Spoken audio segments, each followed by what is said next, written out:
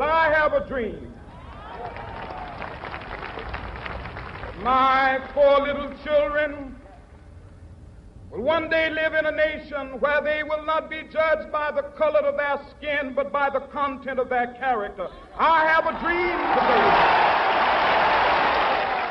I must confess that that dream that I had that day has at many points turned into a nightmare. Now, I'm not one to lose hope. I keep on hoping. I still have faith in the future. But I've had to analyze many things over the last few years, and I would say over the last few months.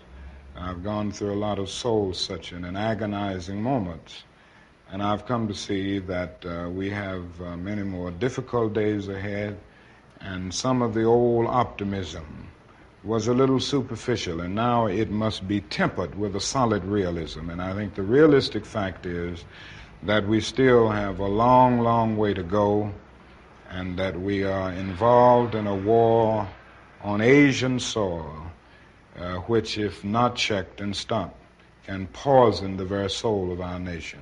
I'm not going to say that all of our problems will be solved if the war in Vietnam is ended, but I do say that the war makes it infinitely more difficult to deal with these problems.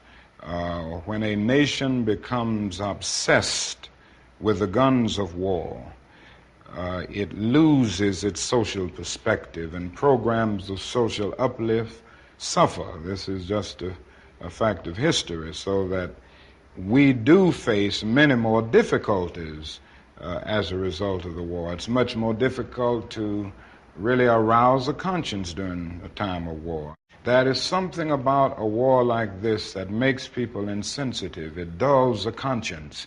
It strengthens the forces of reaction, and it brings into being bitterness and hatred and violence. I think the biggest problem now is that we got our gains over the last 12 years at bargain rate, so to speak. It didn't cost the nation anything. In fact, it helped the economic side of the nation to integrate lunch counters and public accommodations. It didn't cost the nation anything to get the right to vote established. And now we are confronting issues that cannot be solved without costing the nation billions of dollars. Now, I think this is where we're getting our greatest resistance.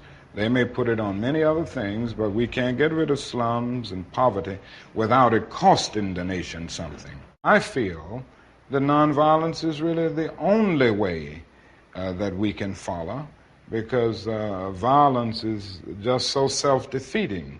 A riot ends up creating many more problems for the Negro community than it solves. You can, through violence, burn down a building, but you can't establish justice. You can murder a murderer, but you can't murder through violence. You can murder a hater, but you can't murder hate. And what we are trying to get rid of is hate and injustice and all of these other things that continue the long night of man's inhumanity to man.